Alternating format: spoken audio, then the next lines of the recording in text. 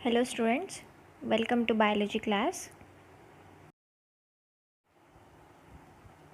In today's class, we are going to study about proteins and amino acids. तो आज class में हम लोग स्टार्ट करने वाले हैं प्रोटीन्स एंड एमिनो एसिड्स के बारे में, एंड उसके बाद कुछ फंक्शंस है प्रोटीन्स के, वो भी हम लोग देखेंगे आज के इस सेशन में, that is third session. So let's begin with this session. Proteins. सबसे पहले हम लोग प्रोटीन क्या होता है वो देखेंगे. Protein is a polymer. तो प्रोटीन क्या है? एक पॉलीमर है. तो पॉलीमर का मतलब होता है इट इज़ अ सब्सटेंस और material consisting of very large molecules. तो ये जो पॉलीमर होता है एक सब्सटेंस भी बोल सकते हैं या मटेरियल भी बोल सकते हैं, जो कंसिस्ट करता है बहुत से लार्ज मॉलिक्यूल्स को. तो ये हो गया पॉलीमर का मीनिंग. तो प्रोटीन क्या है? एक पॉलीमर है. And the next, they are group of organic compounds found in all living cells. तो यहाँ पे क्या है? प्रोटीन्स जो रहते हैं वो एक ग्रुप ऑफ ऑर्गेनिक कंपाउंड्स होते हैं, ग्रुप रहते हैं ऑर्गेनिक कंपाउंड्स का. तो यहाँ पे ऑर्गेनिक कंपाउंड्स का मतलब होता है these are chemical compounds that contain carbon hydrogen bonds. तो ये क्या है? ये केमिकल कंपाउंड्स होते हैं जो कंटेन करते हैं कार्बन एंड हाइड्रोजन बॉन्ड्स को. उसको हम लोग ऑर्गेनिक कंपाउंड्स बोलते हैं, जो ऑल लिविंग सेल्स में प्रेजेंट होते हैं ये ऑर्गेनिक कंपाउंड्स. एंड उसके बाद नेक्स्ट पॉइंट है proteins are polypeptides. They are linear chain of amino acids linked by peptide bonds. तो यहाँ पे क्या है? प्रोटीन्स क्या है? एक पेप्टाइड्स है. They are linear chain. Linear chain का मतलब होता है एक लॉन्ग चेन जो एमिनो एसिड से लिंक्ड अप होता है बाय पेप्टाइड बॉन्ड से. तो यहाँ पे पेप्टाइड बॉन्ड का मतलब क्या हो? It's a chain of many amino acids. तो यहाँ पे क्या होता है? ये जो हमारा पेप्टाइड बॉन्ड जो है ये एक चेन होता है जिसमें एमिनो एसिड्स रहते हैं, बहुत सारे एमिनो एसिड्स रहते हैं. उसको हम लोग क्या बोलते हैं? पॉलीपेप्टाइड्स चेन बोलते हैं. तो ये हो गया हमारा प्रोटीन्स के दो पॉइंट्स भी हो गए. नेक्स्ट हम लोग देखेंगे एमिनो एसिड्स क्या होता है. Amino acids, first of all definition देखेंगे. The basic building block of a protein contains an amino group and a carboxyl group. तो यहाँ पे क्या होता है? ये जो एमिनो एसिड्स होते हैं एक basic building block of protein रहता है. क्या है? एक बेसिक बिल्डिंग ब्लॉक होते हैं प्रोटीन्स के जो कंटेन करते हैं amino group and a carboxylic group. उसको हम लोग एमिनो एसिड्स बोलते हैं. तो ये हो गया एमिनो एसिड्स का फर्स्ट डेफिनेशन. एंड यहाँ पे रिएक्शन दिया गया है एमिनो एसिड्स का. यहाँ पे जो NH2 पे आप लोग सर्कल ब्लिंकअप होते देख सकते हो वो एमिनो ग्रुप है. एंड उसके बाद नेक्स्ट में क्या बोल रहा है? यहाँ पे COOH पे जो सर्कल ब्लिंकअप हो रहा है वो कार्बोक्सिलिक ग्रुप कहा जाता है. ठीक है. एंड उसके बाद लास्ट में जो R पे जो ब्लिंकअप हो रहा है सर्कल, उसको हम लोग R ग्रुप क्या वेरी करता है? Side chain. ये जो R है यहाँ पे वो साइड चेन है. एंड NH2 क्या है? अमाइनो ग्रुप है. एंड उसके बाद COOH जो है वो कार्बोक्सिलिक ग्रुप है. तो ये हो गया एमिनो एसिड्स का रिएक्शन का चेन हम लोग कैसे डिस्क्राइब करें वो बोल दिए हम लोग. नेक्स्ट हम लोग देखेंगे उसके पॉइंट्स के बारे में. Here the first point is the structure of the side chain is different for different amino acids. जो आप लोगों ने साइड चेन का स्ट्रक्चर देखे था दैट इज़ R, वो क्या होते हैं? साइड चेन क्या होते हैं? डिफरेंट होते हैं हर एक एमिनो एसिड्स पे. अब एक स्ट्रक्चर है हमारे पास, क्या है? एक मॉलिक्यूल है, वहाँ पे क्या है? अलग R है. ठीक है. वो भी क्या है? एक साइड चेन अलग होता है हर एक अलग अलग एमिनो एसिड्स को. तो ये हो गया फर्स्ट पॉइंट. सेकेंड पॉइंट देखेंगे हम लोग. And here the second point is there are 20 different amino acids and there are 20 different side chains that make those amino acids different from one another. यहाँ पे क्या बोल रहे हैं, 20 डिफरेंट एमिनो एसिड्स रहते हैं एंड 20 डिफरेंट साइड चेन्स होते हैं जो एमिनो एसिड्स को डिफरेंट करते हैं एक दूसरे से। अब 20 डिफरेंट एमिनो एसिड्स है एंड हर एक 20 डिफरेंट के क्या है, साइड चेन्स होते हैं। ये दोनों मिलके क्या करते हैं, हर एक एमिनो एसिड्स को डिफरेंट करते हैं एक दूसरे से। तो ये हो गया सेकेंड पॉइंट। अब हम देखेंगे नेक्स्ट कुछ एग्जाम्पल्स है, वो हम लोग देखेंगे क्या एग्जाम्पल्स है बोल के। तो एग्जाम्पल्स है glutamic acid, lysine, valine, alanine etcetera. तो ये हो गए कुछ एग्जाम्पल्स जो 20 डिफरेंट एमिनो एसिड्स थे। तो ये है कुछ एग्जाम्पल्स है। एंड उसके बाद है third point, and here the third point is a protein is a heteropolymer and not a homopolymer. तो यहाँ पे प्रोटीन क्या है, एक हेटेरोपॉलीमर है। तो यहाँ पे हेटेरोपॉलीमर का मतलब होता है these are polymers composed of more than one kind of monomer. तो ये कुछ पॉलीमर्स होते हैं जो बने हुए होते हैं एक काइंड के मोनोमर से, उसको हम लोग हेटेरोपॉलीमर बोलते हैं। एंड वो क्या होता है, होमोपॉलीमर नहीं रहता है। तो यहाँ पे होमोपॉलीमर का मतलब क्या होता है, only one type of monomer repeating N number of times. तो यहाँ पे क्या होता है, होमोपॉलीमर का मतलब क्या होता है, यहाँ पे एक ही टाइप का मोनोमर रहता है, वो क्या होता है, बार बार रिपीट होता है, उसको होमोपॉलीमर कहते हैं। And here heteropolymer is nothing but composed of more than one kind. तो हज़ारों से पॉलीमर्स कंपोज्ड होते हैं, बने हुए होते हैं एक ही मोनोमर से, वन काइंड ऑफ मोनोमर्स। तो ये हो गया third point. And here the next point is, that is last point, certain amino acids are essential for our health and they have to be supplied through our diet। तो यहाँ पे क्या होता है, कुछ amino acids, certain amino acids क्या होते हैं, एसेंशियल होते हैं, ज़रूरी होते हैं हमारे हेल्थ के लिए। And they have to be supplied through our diet.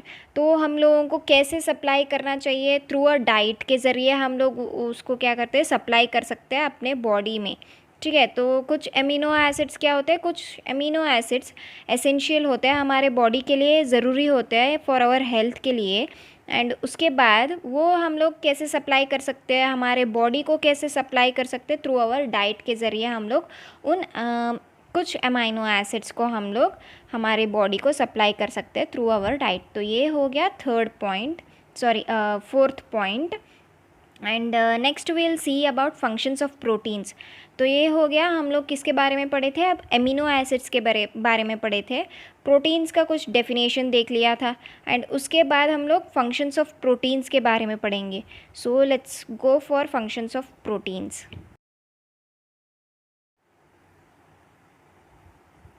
Functions of proteins.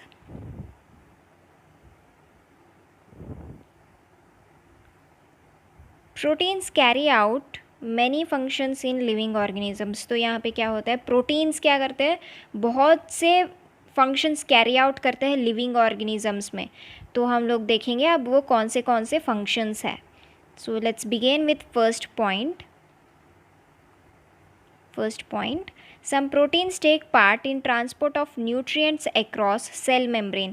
तो यहाँ पे कुछ प्रोटीन्स रहते हैं, वो क्या करते हैं, transport of nutrients across cell membrane. तो ये जो सेल मेम्ब्रेन रहता है वो क्या करते हैं, प्रोटीन्स क्या करते हैं, ट्रांसपोर्ट करते हैं न्यूट्रिएंट्स को सेल मेम्ब्रेन के इर्द गिर्द। तो ये हो गया फर्स्ट पॉइंट। अब चलेंगे नेक्स्ट पॉइंट को। And here the second point is some proteins fight infectious organisms. तो यहाँ पे क्या होते हैं, ये जो प्रोटीन्स रहते हैं, थोड़े प्रोटीन्स हमारे बॉडी में क्या करते हैं, इन्फेक्शियस डिसीज़ से फाइट अप करते हैं। इन्फेक्शियस डिसीज़ क्या होते हैं यहाँ पे, these are caused by microorganisms such as virus. तो ये जो हमारे बॉडी में इन्फेक्शियस ऑर्गेनिजम्स या इन्फेक्शियस डिसीज़ जब हमारे बॉडी में एंट्री करते हैं, तो यहाँ पे जो प्रोटीन्स प्रेजेंट रहते हैं हमारे बॉडी में वो फाइट अप करते हैं एज अ एंटीबायोटिक्स। ठीक है, तो ये हो गया सेकेंड पॉइंट। हम लोग अब नेक्स्ट देखेंगे third point. And here the third point is some hormones are protein in nature, example insulin, hormone that regulate glucose metabolism. तो यहाँ पे जो हार्मोन्स रहते हैं यहाँ पे हार्मोन्स का मतलब होता है these are chemical messengers that secrete directly into the blood. तो ये क्या होते हैं, केमिकल मैसेंजर्स होते हैं जो सीक्रेट होते हैं डायरेक्टली हमारे ब्लड के अंदर, तो उनको हम लोग हार्मोन्स कहते हैं।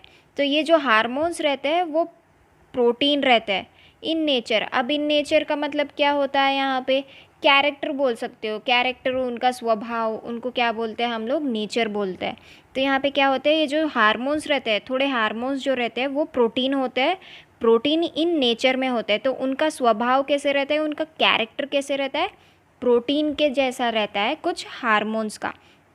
तो यहाँ पे एग्जाम्पल में आप लोग देख सकते हो इंसुलिन। तो यहाँ पे इंसुलिन क्या है, एक हार्मोन है जो रेगुलेट करता है ग्लूकोज मेटाबॉलिज्म। ठीक है, थर्ड पॉइंट क्लियर हो गया। अब हम चलेंगे नेक्स्ट फोर्थ पॉइंट को। And the fourth point is all enzymes are protein in nature. जो ऑल एंजाइम्स रहते हैं, बहुत से मीन्स ऑल मीन्स पूरे के पूरे एंजाइम्स जो रहते हैं वो प्रोटीन इन नेचर में होते हैं।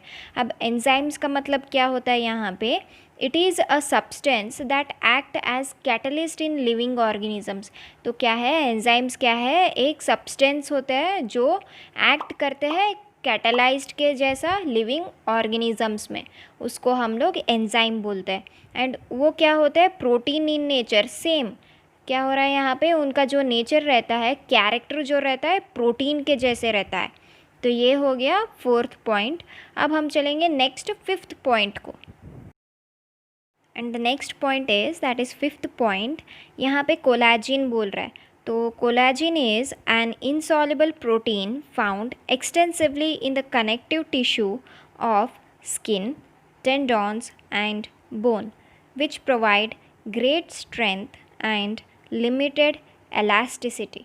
तो यहाँ पे क्या हो रहा है, ये जो कोलाजिन है एक insoluble प्रोटीन होता है जो हम लोगों को कनेक्टिव टिश्यू ऑफ स्किन में मिलता है, टेंडॉन्स में मिलता है एंड बोन में मिलता है, विच प्रोवाइड ग्रेट स्ट्रेंथ हमारे टिश्यू ऑफ स्किन को, टेंडॉन्स को एंड बोन को क्या करते हैं, एक ग्रेट स्ट्रेंथ प्रोवाइड करते हैं एंड लिमिटेड एलास्टिसिटी। उनका क्या होता है, जो हम लोग स्किन को जब हम लोग क्या करते हैं ऐसा खींचते हैं तो क्या होता है, एक एलास्टिसिटी रहती है, तो एक लिमिटेड एलास्टिसिटी वो प्रोवाइड करता है।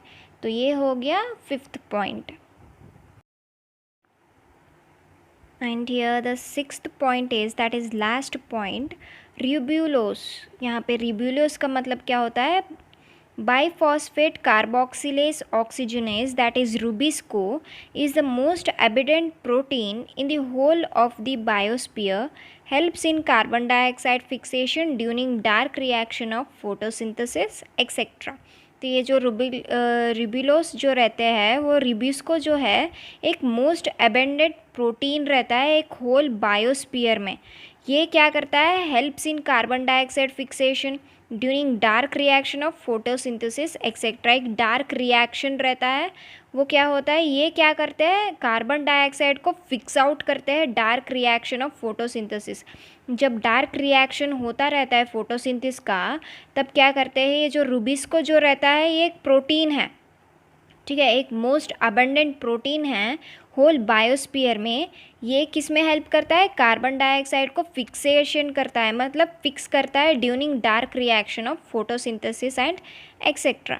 तो ये हो गया लास्ट पॉइंट। तो आज के इस सेशन में हम लोग पढ़े प्रोटीन्स के बारे में, एमिनो एसिड्स के बारे में एंड फंक्शंस ऑफ प्रोटीन्स के बारे में।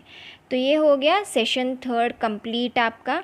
सो I hope you understood this session. If you have any doubts regarding this session, you can ask me without any hesitation. I'll help you with it. And don't forget to subscribe my channel, hit the like button, comments and share. Thank you so much.